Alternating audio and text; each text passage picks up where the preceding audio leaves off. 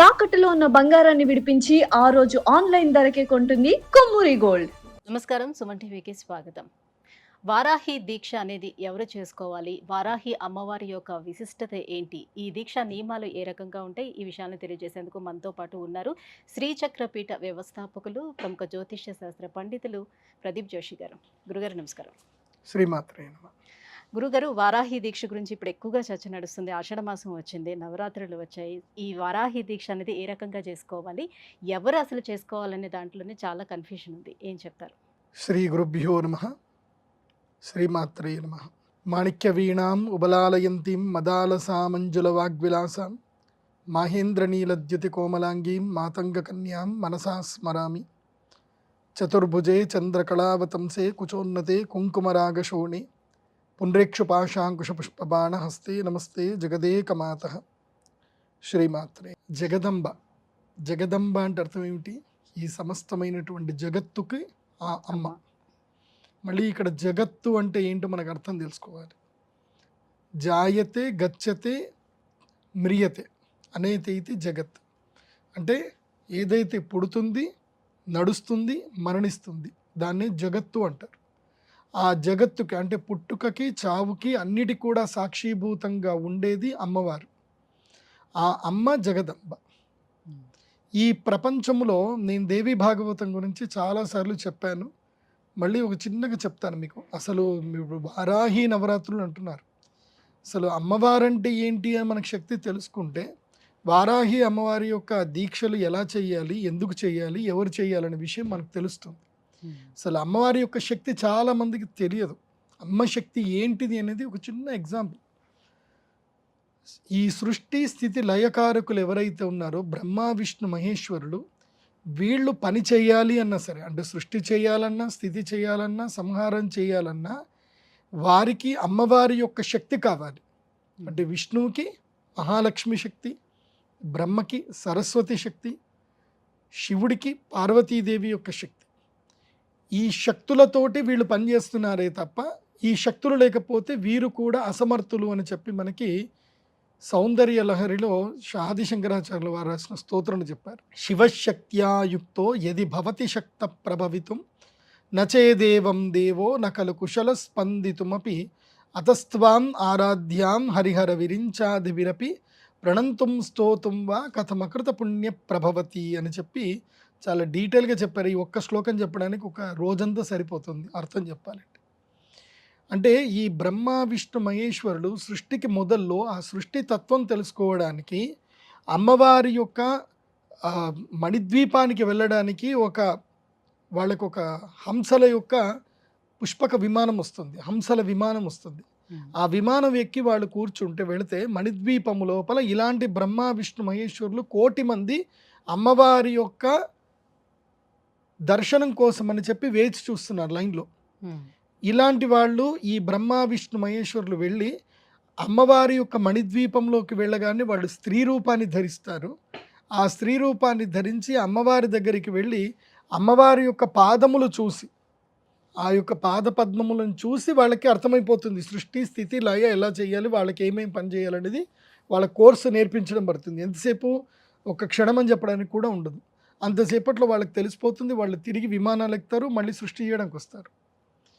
దీనికి లలితా సహస్రనామంలో ఏం చెప్తారు అంటే, అమ్మవారి యొక్క శక్తిని ఏం చెప్తారు అంటే, కనుమూసి కను తెరిచే లోపల అనేక కోటి భువనాలు బ్రహ్మాండాలు సృష్టింపబడతాయి, నశింపబడతాయి.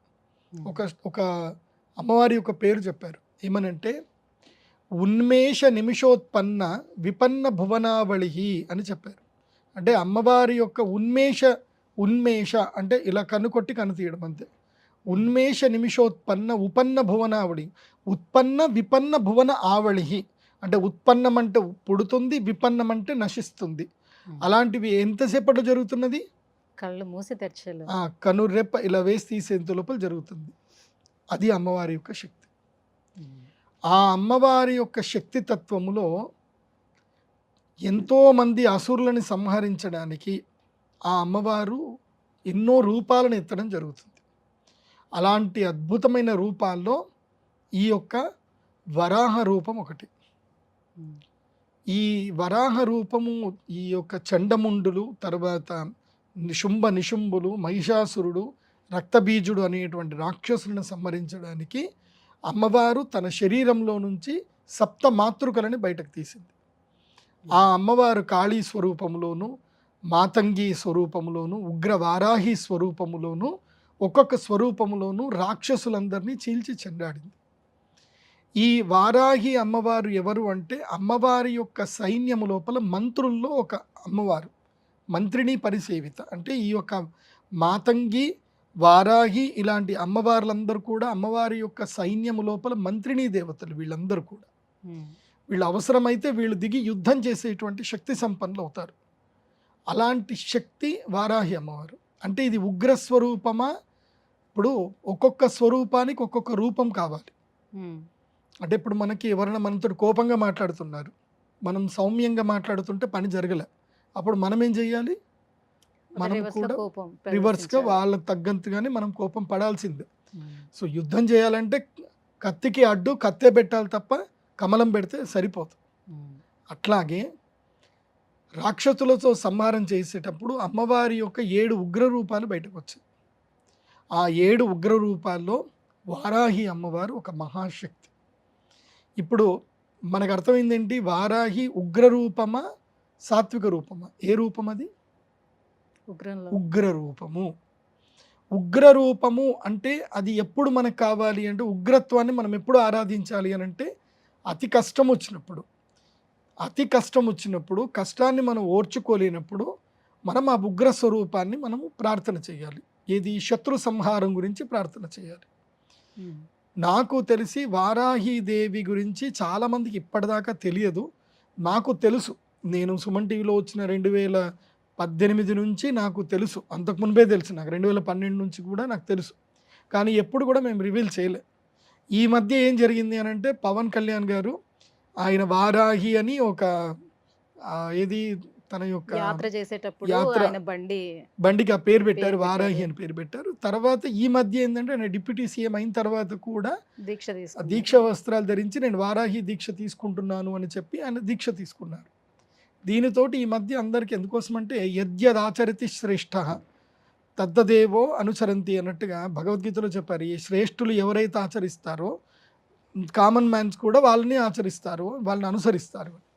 సో పవన్ కళ్యాణ్ గారు వారాహి నవరాత్రులు చేస్తున్నారని చెప్పి మీరందరూ కూడా వారాహి నవరాత్రులు చేయడానికి పూనుకుంటున్నారు, సంతోషం. కాకపోతే పవన్ కళ్యాణ్ గారి గురించి వ్యక్తిగతంగా నాకు తెలిసింది ఏంటంటే, ఆయనది చాలా చిన్న పిల్లాడి మనస్తత్వం, చాలా చిన్న పిల్లాడి మనస్తత్వం. ఆయనకి ఎవరి మీద కోపం కానీ, ఈర్ష్య కానీ, ద్వేషం కానీ ఏది ఉండదు. ఆయన అందరినీ క్షమించే తత్వం ఉంటుంది, అందరినీ ప్రేమించే తత్వం ఉంటుంది, అందరికీ ఇచ్చే గుణం ఉంటుంది. అలాంటి గుణం ఉన్నప్పుడు నీకు వారాహి ఉపాసన చేస్తే నీకేమి ఇబ్బంది కలగదు. ఇది ఎట్లాగంటే ఇది ఒక వారాహి అమ్మవారి చేతిలోని నాగలి, గొడ్డలి ఇవి ఉంటాయి కాబట్టి ఇది వ్యవసాయేతర పనులు చేసుకునేటువంటి రైతులు చేసుకునేది అని కొంతమంది చెప్పడం జరుగుతుంది. ఏమంటారు? చెప్తాను, వారాహి తత్వస్వరూపం గురించి చెప్తాను. ఈ వారాహి ఉగ్ర స్వరూపం ఒకటి గుర్తుపెట్టుకోవాలి. మనకి అమ్మవారి యొక్క ఏ తత్వాన్ని ఉపాసన చేసినా శక్తి, సిద్ధి, తత్వం తప్పకుండా కలుస్తుంది. ధ్రువం అని చెప్తారు. అంటే అమ్మవారిని మనం ఆరాధిస్తే ఈ కలియుగములో మనము ఎవరిని ఆరాధించకపోయినా ఇహలోకంలోనూ సుఖము, పరలోకములోనూ సుఖం రావాలి అని అంటే అమ్మవారిని ఆరాధించాలి. ఇది దేవి భాగవతంలో చెప్పారు. సాక్షాత్తు శ్రీకృష్ణుడైనా, విష్ణువైనా, శివుడైనా, రాముడైనా అందరూ అమ్మవారిని ఆరాధించినటువంటి వారే. అమ్మను మించిన శక్తి ప్రపంచంలో ఏదీ లేదు. కాబట్టి అమ్మవారిని అందరూ ఆరాధించవచ్చు. అయితే మీరు ఏ స్టేటస్లో ఉన్నారు అనేది మొదలు మీరు తెలుసుకోవాలి. మీ స్టేటస్ని బట్టి మీరు ఆరాధన ఎంచుకోవాలి. మీ మెంటల్ స్టేటస్ సరిగ్గా లేదు, మీరు ఆరాధన ఎంచుకున్నారు, దానివల్ల ఏం జరుగుతుంది అని అంటే మీకు శక్తి వస్తుంది, కానీ ఆ శక్తి దుర్వినియోగం అవుతుంది. మీకు కోపాన్ని కంట్రోల్ చేసుకునే శక్తి లేదు. మీకు ఇతరుల మీద ఏవైతే భావజాలాన్ని మీరు వదులుతున్నారో అది మీరు కంట్రోల్ చేసుకోలేకపోతున్నారు. మీ మనస్సు మీ అదుపులో లేదు. మీరు గనక ఇలాంటి ఉపాసన చేశారు, వారాహి ఉపాసన చేశారు, దానివల్ల ఏం జరుగుతుంది అని అంటే మీకు బెనిఫిట్ జరుగుతుంది, కానీ దానివల్ల మీ యొక్క పిచ్చితోటి చాలామందికి అనర్థాలు జరుగుతాయి. అది గుర్తుపెట్టుకోండి.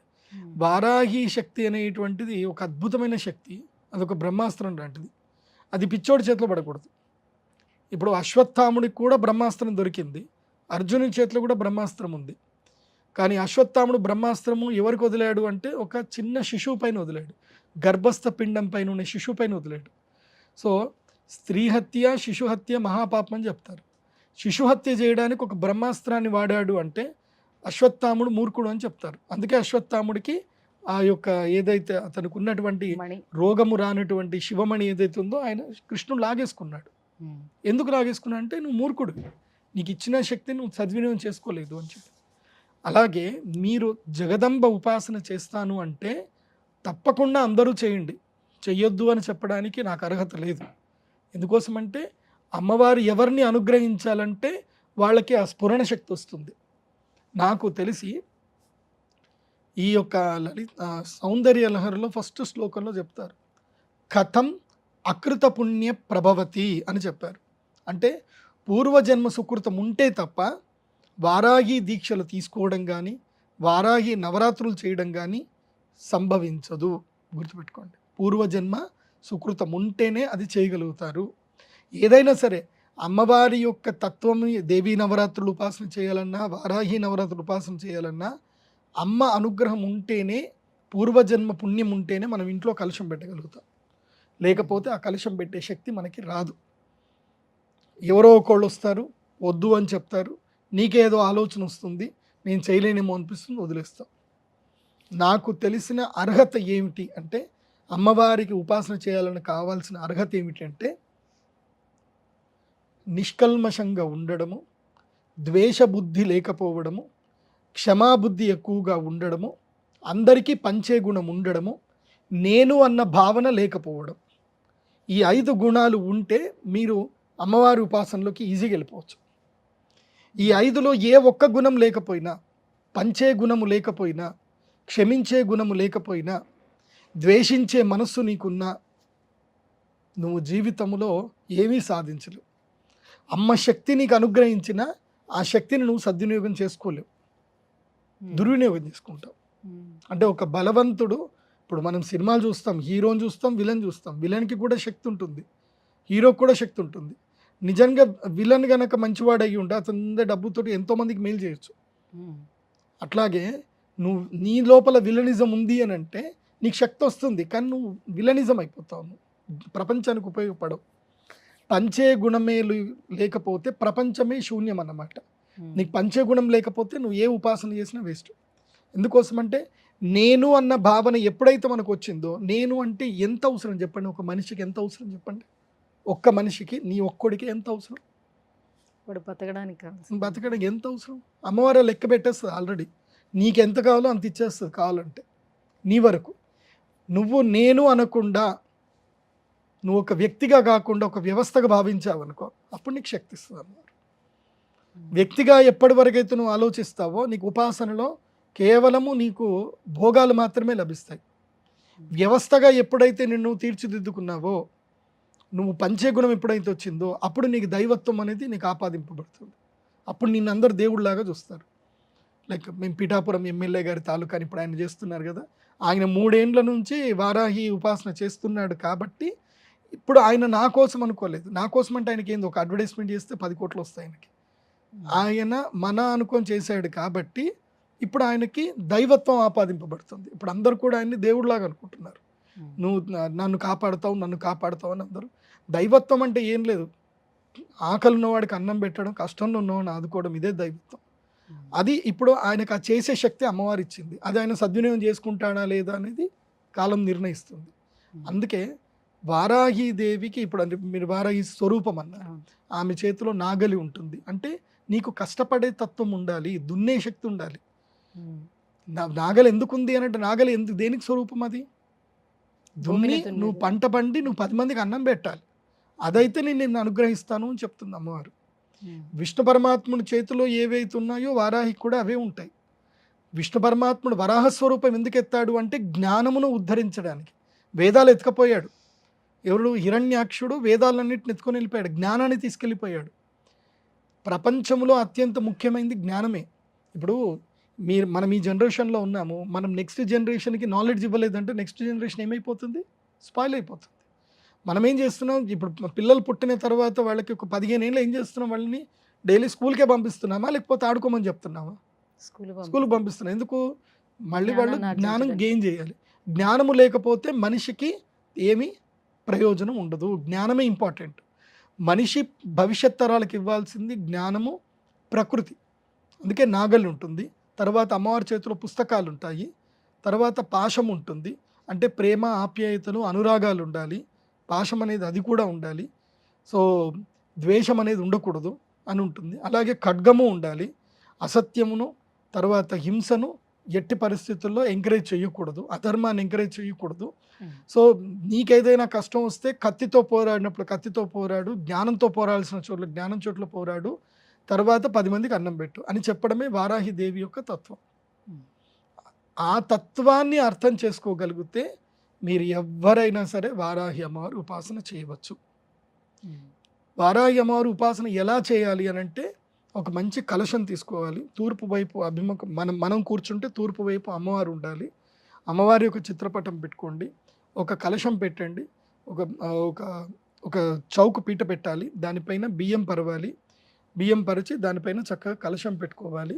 ఆ కలశంలో నీళ్లు పోసి ఒక కొబ్బరికాయ పెట్టి, ఎర్రటి కండువ కానీ లేదా నీలి రంగు కండువ కానీ ఏదైనా సరే కండువ పెట్టవచ్చు.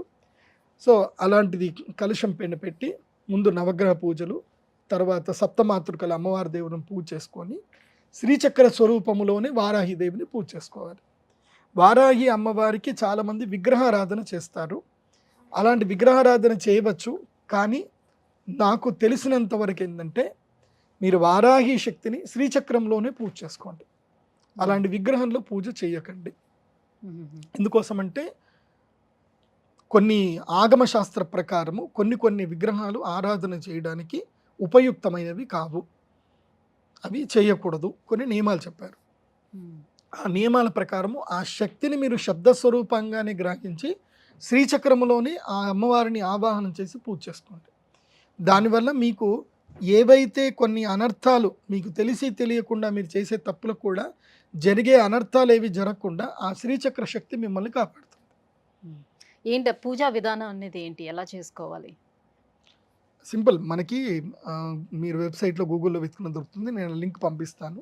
ఆ లింకులో అమ్మవారి యొక్క స్తోత్రం ఉంటుంది. సంకల్పం చేసుకోవాలి. ఆచమనము, ప్రాణాయామము, సంకల్పం. ఈ సంకల్పం చేసుకున్న తర్వాత గణపతి పూజ, గౌరీ పూజ చేసిన తర్వాత ప్రధానమైనటువంటి వారాహిదేవి శక్తి స్వరూపం ఏదైతే ఉందో ఒక శ్రీచక్రం బిళ్ళ తీసుకోండి చాలు. చిన్న శ్రీచక్రం బిళ్ళ.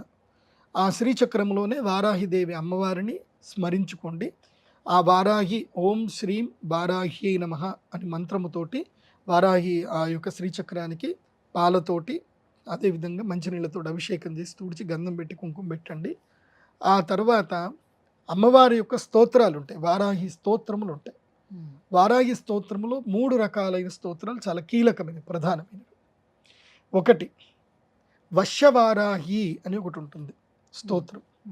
ఈ వశ్యవారాహి ఏమిటంటే, నీవు వ్యాపారం చేయాలనుకుంటున్నావు, అదేవిధంగా రాజకీయంగా ఎదగాలనుకుంటున్నావు, అందరూ నీకు వశం అవ్వాలి, అందరూ నువ్వు చెప్పినట్టుగా మాట వినాలి, తర్వాత నీ మాట అందరికి కూడా వినసొంపుగా ఉండాలి, నీ మాట చెప్పగానే అందరికి కూడా ఆకర్షింపబడాలి, అలా వింటూ వింటూ అలాగే ముగ్ధ మనోహరులు అయిపోవాలి.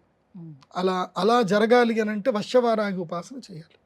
వశ్యవారాహి స్తోత్రము రోజుకి 11 మార్లు 108 మార్లు మీకు ఎంత శక్తి ఉంటే అంత చదవాలి. ఈ జూలై 6వ తారీఖు నుంచి మొదలు దశమి వరకు ఈ నవరాత్రులు ఏవైతే ఉన్నదో ఈ నవరాత్రుల్లో పూర్తిగా వశ్యవారాహి స్తోత్రం 1008 సార్లు పూర్తి చేయాలి. 1008 సార్లు చదవాలి. అదేవిధంగా బీజాక్షర మంత్రాలు ఉంటాయి, చాలా పెద్ద పెద్ద బీజాక్షరాలు ఉంటాయి, అవి ఏవి వద్దు. నీకు మేలు జరిగే బీజాక్షర మంత్రం చెప్తాను, లాస్ట్కి చెప్తాను దీని తర్వాత. అంటే పూజ ఉదయం వేళ పూజకు ఎక్కువ ప్రాధాన్యత ఇవ్వాలా, లేకపోతే సంధ్యా సమయంలో చేసుకునే పూజగా? దీంట్లో చాలా కీలకంగా ఉంటుందండి. పూజా సమయం ఎప్పుడైనా ఉదయమే మంచిది. బ్రాహ్మీ ముహూర్తం చాలా మంచిది. ఎప్పుడు 4:30 నుండి మొదలు 6 గంటల వరకు, 4 నుంచి 6 వరకు ఈ మధ్య కాలంలో పూజ చేసుకుంటే చాలా మంచిది. అయితే ఈ వారాహి ఉపాసనలో కాళీ ఉపాసనలో, వజ్రవైరోచన ఉపాసనలో కొన్ని ఉపాసన పద్ధతుల్లో ఏంటంటే సాధకులు అష్టాంగ యోగ నిరతులైన సాధకులే, అందరూ కాదు. అష్టాంగ యోగ నిరతం అంటే అది చాలా పెద్ద సబ్జెక్ట్, అది ఏందో మీరు తెలుసుకోండి. దాని తర్వాత నేను చెప్తాను అష్టాంగ యోగం ఏందని ఒక వీడియోలో చెప్తాను. సింపుల్, ఇందాక చెప్పిన 5 రూల్స్ మీరు పాటించగలిగితే రాత్రిపూట ఒంటరిగా మీ గదిలోనే కూర్చొని దీపము వెలిగించి ఈ యొక్క బీజాక్షర మంత్రంలో ఉపాసన చేయవచ్చు. ఒంటరిగా కూర్చొని ఏకవస్త్రధారులై కూర్చొని చేయాలి. అలా చేయగలిగితే అది మహాశక్తి సంపన్నం అవుతుంది. అది రాత్రి ఉపాసన ఉంటుంది. రాత్రి 11 గంటల నుంచి 1 గంటల మధ్యలో చేయవలసిన ఉపాసన ఉంటుంది. అంటే ఈ దీక్ష చాలా కఠినమైన దీక్ష. ఇది పీఠాధిపతులు, యతీశ్వరులు వీళ్ళు మాత్రమే చేయదగినటువంటి దీక్ష అని చెప్తూ వస్తున్నారు. ఎందుకని, ఏంటి అంత కఠినంగా ఉంటుంది? ఏవైనా తప్పు చేస్తే ఏమైనా జరుగుతుందా? అంతే, అమ్మవారిది ఉగ్రశక్తి కదా. ఇప్పుడు మనకి కయ్యానికైనా బియ్యానికైనా సరితూగాలి అని అంటారు కదా. మంచివాడితో మనం స్నేహం చేయొచ్చు, చెడ్డవాడితో మనం స్నేహం చేస్తే ఎప్పటికైనా మనకు కష్టమే వస్తుంది అంటారు. అట్లాగే ఉగ్రశక్తితోటి మనం స్నేహం చేస్తున్నాం. అది ఏంటి? ఉగ్రశక్తి. ఆ ఉగ్రశక్తితో స్నేహం చేసేటప్పుడు ఆ ఉగ్రశక్తి ఎప్పుడు ఏ విధంగా మనం ఎలా ఉంటుందో ఉగ్రశక్తి అలాగే ఉంటుంది, గుర్తుపెట్టుకోండి. అమ్మవారి యొక్క ఉపాసన శక్తి ఏంటంటే అద్దం లాంటిది. నువ్వు సౌమ్యంగా ఉన్న రోజులు ఆ అమ్మ సౌమ్యంగానే నీకు కనిపిస్తుంది. నువ్వు ఉగ్రంగా మారి అమ్మవారిని ఉపాసన చేసావా, ఆ శక్తి నీకు ఉగ్రంగానే మారుతుంది. ఇప్పుడు తన కోపమే తన శత్రువు అన్నట్టుగా ఆ ఉగ్రశక్తిని నువ్వు సరిగ్గా సద్వినియోగం చేసుకోలేనప్పుడు నువ్వు ఇరకాటంలో పడతావు. సో సాధువులు గొప్పవాళ్ళు ఎందుకు చేయాలి అంటే వాళ్ళ యొక్క కోపాన్ని కంట్రోల్ చేసే శక్తి వాళ్ళకు ఉంటుంది. వాళ్ళ కోపంని ఎట్లా అదుపులు చేసుకోవాలి, వాళ్ళు ఎంత నిగ్రహంగా ఉండాలి అనేది వాళ్ళకి తెలుసు. వాళ్ళు ఫస్ట్ అష్టాంగ యోగం లోపల ఎక్స్పర్ట్ అయిన తర్వాతనే వారాహి ఉపాసన స్టార్ట్ చేస్తారు. నేను చెప్పేది ఏ ఉపాసన అయినా సరే మనము సిస్టమేటిక్గా పద్ధతిగా లేకపోతే అది మన అణు ఆయుధము మన చేతిలో ఉన్న మనల్ని కూడా చంపుతుంది, బయట వాడిని చంపుతుంది. అణాయుధం మన ఇంట్లో పెడితే మనల్ని చంపుకుని ఉంటుందంటే ఉండదు.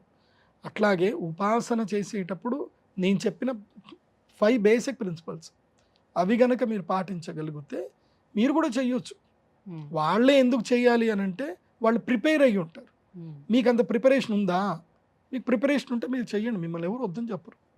ఎందుకోసమంటే నేను పలానా బుక్ స్టాల్కి వెళ్ళిపోయి వారాహి దేవి తెచ్చుకుంటాను, నేను ఇంట్లో చదువుకుంటానంటే ఎవడు ఆపుతాడు? ఎవరు ఆపరు. కాకపోతే దానికి నేను చెప్పేది ఏంటంటే నీ ప్రిపరేషన్ ఎట్లా అయ్యి ఉండాలి, నీ మైండ్ సెట్ ఎట్లా ఉండాలి అనేది చాలా ఇంపార్టెంట్. ఇప్పుడు పూర్వకాలంలో ఇదేముండదంటే ఒక మహా వ్యక్తి, ఆయనకి సంస్కృతం రాదు, ఆయన అమ్మవారి యొక్క ఉపాసన చేయడం స్టార్ట్ చేశాడు. దేవి సప్తశతి చదివాడు, అతనికి అమ్మవారు పలుకుతుంది. అతనికి ఉన్న కష్టం ఏంటంటే కనుక అతను చాలా డబ్బు సంపాదించాడు, రాజులు కూడా ఆయనకి సన్మానాలు చేశారు, భూములు ఇచ్చారు, అగ్రహాలు ఇచ్చారు. అతను ఎవరైనా అమ్మాయి మెడలో తాళి కట్టాడా లేదో, తాళి కట్టిన 24 గంటలు అమ్మాయి చనిపోతుంది. ఎందుకు చనిపోతుందో ఆయనకు తెలియదు. ఎందుకోసం అంటే ఆయనకి సంస్కృతం రాదు, కానీ అమ్మవారి యొక్క మంత్రాలు మొత్తం నేర్చుకున్నాడు, చేశాడు.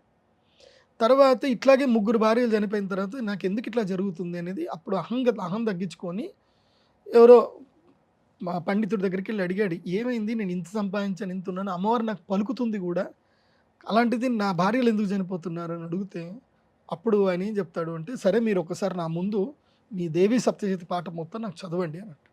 అప్పుడు దుర్గా కవచంలో భార్యాం రక్షతు భైరవి అని ఉంటుంది దాని లోపల. అక్కడ ఏం జరిగిందంటే రా అనేది సంస్కృతంలో ఇలా రాయబడుతుంది, అక్కడ ఒక నీటి చుక్క ఏదో పడింది, అది రా కాస్త బాగా కనపడింది, ఒత్తు బాగా కనపడింది. ఆయన ఏం చదివాడు, భార్యాం భక్షతు భైరవి అని చెప్పాడు. భక్షతు అంటే అర్థం ఏంటి? తినించు అని అర్థం. సో వాడికి ఆ సిద్ధి అయిపోయింది. కాబట్టి భార్యాం రక్షతు భైరవి అనే ప్లేస్లో భార్యాం భక్షతు భైరవి అన్నాడు. వీడు పెళ్లి చేసుకోగానే భైరవి వస్తుంది, వాడిని తినేస్తుంది, వెళ్ళిపోతుంది, భార్య చనిపోతుంది. సారీ, మీరు చేస్తున్న తప్పిదండి, మీరు రక్షతు భైరవి అనే ప్లేస్లో భక్షతు భైరవి అని అంటున్నారు అని అనేసరికి అప్పుడు ఆయన తీర్చిదిద్దుకున్నాడు. అందుకే సంస్కృత జ్ఞానం కావాలి. నువ్వేం చదువుతున్నావని నీకు తెలియాలి. బీజాక్షరంలో యొక్క జ్ఞానం మనకు లేకపోవచ్చు, మన గురువుకున్నా చాలు. అలాంటి గురువుని ఎవరినైనా కలిసి ఆ గురువు గారికి గురుదక్షిణ ఇచ్చి గురువు సేవ చేసి ఆ గురువుకి నచ్చి, అరే నువ్వు యోగ్యుడివే, నీకు మంత్రోపాసన ఇస్తాను అని గురువులు మంత్రోపాసన ఇచ్చేవాళ్ళు. ఏది ఒకప్పుడు. ఇప్పుడు ఏమైపోయింది అని అంటే అంతా ఓపెన్ అయిపోయింది కదా, అందరూ పుస్తకాలు ప్రచురణ చేస్తున్నారు, అందరికీ పుస్తకాలు దొరుకుతున్నాయి, ఎవరు పడితే వాళ్ళు చదవచ్చు. ఇప్పుడు ఎవరిని ఆపడానికి లేదు. ఇప్పుడు నేను మంత్రోపాసన చేసేటప్పుడు నా మంత్రోపాసనకి నాకు పుస్తకాలు దొరికాయి, కానీ నేను పుస్తకాలు పెట్టి చదవలే. నేను గురువు సేవ చేశాను, మా గురువుగారి ఇంటికి వెళ్ళాను, గురుగారి బట్టలు ఉతికాను, ఎన్ని పనులు చెప్తే అన్ని పనులు చేశాను. ఆయనకి నా మీద దయ కలిగి వీడు యోగ్యుడు అని ఆయనకి ఎప్పుడైతే అనిపించిందో అప్పుడు ఆయన చెయ్యి నా నెత్తి మీద పెట్టాడు, ఆయన ఉపాసన చెయ్యి నా నెత్తి మీద పెట్టాడు, అంతే. ఇంకా నేను ఉపాసన చేయాల్సిన అవసరం లేనంతగా శక్తి నాకు వచ్చేసింది. గురువు అనుగ్రహము చాలా గొప్పది. గురువు మించిన అనుగ్రహం ఇంకెక్కడ దొరకదు. అందుకే గురువు ద్వారా విద్య నేర్చుకోండి. గురువు లేకుండా మీరు ఏ విద్య నేర్చుకున్నారనుకోండి ఇట్లాగే జరుగుతుంది. మీరు ఏదైనా తప్పు జరిగారనుకోండి అది కాస్త మిమ్మల్ని పని చేసుకుంటూ పోతుంది అనమాట. అందుకే అష్టాంగ యోగ నిరతులు అవ్వాలి, గురువు యొక్క అనుగ్రహం ఉండాలి. అలాంటి సమయంలో ఉపాసన చేయండి. ఇప్పట్లో చాలామంది వీడియోలు చేసేస్తున్నారు, ఇలా దీక్షలు చేయండి అలా దీక్షలు చేయండి అని వీడియోలు చేస్తున్నారు. చాలా సంతోషం, నాకు అప్రిషియేట్ కూడా చేస్తాను. కాకపోతే ఎవరైనా ఒక శ్రీ విద్యోపాసకులు గురువులని తప్పకుండా కలవండి, నేర్చుకోండి. ఆన్లైన్లో ఎవరు చెప్పినా ఎవరు చేసినా నేర్చుకోండి. కానీ అన్నీ నేర్చుకున్న తర్వాత ఒక శ్రీ విద్యోపాసకులైన గురువుల్ని వెళ్ళి ఒక గంట కలిసి వాళ్ళ చేతుల మొక్కి నమస్కరించి, ఏమండి నేను ఈ విధానంలో చేస్తున్నాను, ఇది సరియా కాదా, నన్ను మీరు అనుగ్రహించండి, నేను కరెక్ట్ చేస్తున్నానో రాంగ్ చేస్తున్నాను, అంతవరకు క్లారిటీ తెలుసుకొని స్టార్ట్ చేయండి. అది చాలా మంచిది. ఎందుకోసమంటే అందరూ పర్ఫెక్ట్ కారు, ఎవరైతే అమ్మవారిని ఉపాసన చేస్తున్నారో వాళ్ళు కరెక్ట్. కాబట్టి మీరు కూడా అమ్మవారి యొక్క ఉపాసనలో అర్హత లేదు అనేది ఎవ్వరికీ లేదు. మనిషి జన్మ పుట్టిన ప్రతి ఒక్కరు కూడా అమ్మవారి ఉపాసన చేయడానికి అందరికీ అర్హత ఉంది. కాకపోతే ఆ అర్హత అనేటువంటిది మనము గురువు దగ్గర నుంచి స్వీకరించాలి, అంతకుమించి ఏం లేదు. ఈ వారాహి దీక్ష చేసే సమయంలో ఆహార నియమాలు ఏం పాటించాల్సి ఉంటుంది? ఏకభుక్తం చేయాల్సిన అవసరం ఉంటుందా ఈ 9 రోజులు? అదే కదా అష్టాంగ యోగం అంటే. మనము చాప మీద పడుకోవాలి. పొద్దు నుంచి సాయంత్రం వరకు దీక్ష నియమాలు చెప్తాను వినండి. ఆల్మోస్ట్ అయ్యప్ప దీక్ష లాగానే ఉంటుంది, కాకపోతే ఇందులోపల ఇంకొన్ని రిస్ట్రిక్షన్స్ ఉంటాయి. ఒకటి, వారాహి నవరాత్రులు ఉపాసన చేసేటప్పుడు తప్పకుండా 4:30కే లేవాలి. ఎట్టి పరిస్థితుల్లో 4:30కే లేవాలి. బ్రాహ్మీ ముహూర్తంలో లేకపోతే ఈ ఉపాసన ఫలించదు. 4:30కు లేవాలి. స్నానము, సూర్య నమస్కారాలు చేసుకోవడము, తర్వాత వారాహి ఉపాసన మంత్రోపాసన చేసుకోవడం, 6 గంటల వరకు మంత్రోపాసన చేయాలి. తర్వాత 6 నుంచి 7 గంటల వరకు సూర్య నమస్కారాలు చేయాలి. ఆ తర్వాత 7 గంటల నుంచి మీ నిత్యకర్మను మీరు చేసుకోవచ్చు.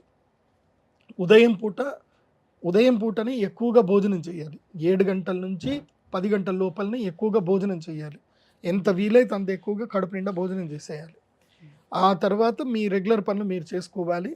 మళ్ళీ సాయంత్రం 6 గంటల నుంచి సంధ్య వేళల్లో ప్రదోష కాలం అంటారు, 4:30, 5 గంటల నుంచి 6:30 వరకు సంధ్య వేళల్లో మళ్ళీ అమ్మవారి ఉపాసన, దీపం పెట్టడము, నైవేద్యం పెట్టడము, మళ్ళీ మంత్రోజపము అన్నీ చేసుకోవడం చేయాలి. చేసి కేవలం అల్పాహారం మాత్రమే స్వీకరించాలి. అల్పాహారం అంటే ఏమిటి? అటుకులు లేకపోతే ఏవైనా సరే, పేలాలు తినకూడదు. మళ్ళీ అది గుర్తుపెట్టుకోండి, పేలాలు తింటారు చాలామంది, పేలాలు తినకూడదు. మొక్కజొన్నలు తినొచ్చు, వేరే ఏమన్నా తినొచ్చు. సో పెరిగేసుకొని పాలు తాగొచ్చు, ఇవి తినాలి. తిని చాప మీదనే పడుకోవాలి, చాప మీద దర్భ చాపల మీదనే పడుకోవాలి. 2 వస్త్రాలు ఉండాలి. ఈరోజు ధరించిన వస్త్రము రేపు ధరించకూడదు, మళ్ళీ రేపు వేరే వస్త్రాన్ని ధరించాలి. మళ్ళీ అదే వస్త్రాన్ని దీని ఏం చేయాలి, ఉతికి ఆరేసుకొని మళ్ళీ నెక్స్ట్ డే అదే వస్త్రం ధరించాలి. 2 వస్త్రాలు పెట్టుకోవాలి. అంటే వస్త్ర వ్యామోహం ఉండకూడదు, శరీర వ్యామోహం ఉండకూడదు. తర్వాత కోరికల గురించి కూడా తీవ్రతరంగా కాకూడదు. అందరినీ అమ్మ అని పలకరించాలి. పురుషులైనా స్త్రీలైనా అందరినీ అమ్మ అనే పలకరించాలి. ఈ విధంగా చేయగలిగితేనే వారాహి ఉపాసనలో ఏదైనా సిద్ధి ఉంటుంది. నాన్ వెజ్ అస్సలు తినకూడదు. తర్వాత ఇంకా దాంట్లో ఉల్లిపాయలు, వెల్లుల్లిపాయలు ఏవి తినకూడదు. సాత్వికమైన ఆహారాన్ని మాత్రమే స్వీకరించాలి. అందులోనూ వారాహి ఉపాసనలో తీవ్రతరమైనటువంటి శక్తి ఉపాసన ఏమిటంటే గనక అసలు కూరగాయలే లేకుండా తినాలి. కూరగాయలు లేకుండా తినాలి అంటే చప్పడి పప్పు, కారం ఇవి వేసుకొనే తినాలి, ఇంకేం తినకూడదు. ఇది చాలా తీక్ష్ణమైన నియమం. ఇది ఎవరుంటారు అలా చేసుకోవాలి. గురుగారు ఇప్పుడు అయ్యప్ప స్వామి దీక్ష అనేది కొంచెం కార్తీక మాసం ముందు నుంచి అలా స్టార్ట్ అవుతుంది కదా! కేవలం ఆ మాసాల్లోనే స్టార్ట్ అవుతుంది. అలానే వరాహి దీక్ష కూడా కేవలం ఈ ఆషాఢ మాసంలోనే చేసుకుంటారా? అవును. ఈ ఆషాఢ మాసానికి ఉన్న గొప్ప శక్తి ఏమిటంటే ఇది సంధికాలం. ఇది సంధికాలం అంటే ఉత్తరాయణానికి దక్షిణాయనానికి కరెక్ట్గా సంధికాలం అంటారు. ఆషాఢ శుద్ధ ఏకాదశి రోజున దక్షిణాయనం ప్రారంభమవుతుంది. ఏకాదశి అంటే 15 రోజులు. సో ఆషాఢ శుద్ధ ఏకాదశికి తర్వాత ఆషాఢ బహుళ ఏకాదశికి మధ్యన 10 రోజులు సంధికాలం ఉంటుంది. ఈ సంధికాలములోనే ఈ యొక్క వారాహి నవరాత్రులు ఉంటాయి. శుక్లపక్షములోనూ చేస్తారు, కృష్ణపక్షంలోనూ చేస్తారు. కృష్ణపక్షంలో చేసేది ఉగ్రవారాహి, ఈ యొక్క శుక్లపక్షంలో చేసేది శ్వేతవారాహి, తర్వాత వజ్రవైరోచిని వారాహి, ఇలాంటివన్నీ కూడా శుక్లపక్షంలో చేస్తారు. చాలామంది నెల రోజుల పాటు చేసే శక్తి కొంతమందికి ఉంటుంది, వాళ్ళు చేస్తారు కూడా. గురుగారు వారాహి దీక్ష ఏ రకంగా చేసుకోవాలి, దానివల్ల ఎటువంటి ఫలితాలు ఉంటాయి, ఈ అంశాలని తెలియజేసినందుకు ధన్యవాదాలు. శ్రీమాత్రే నమః. సుమన్ టీవీలో మీ పర్సనల్ అండ్ బిజినెస్ ప్రమోషన్స్ కోసం కింది నెంబర్కి కాంటాక్ట్ చేయండి.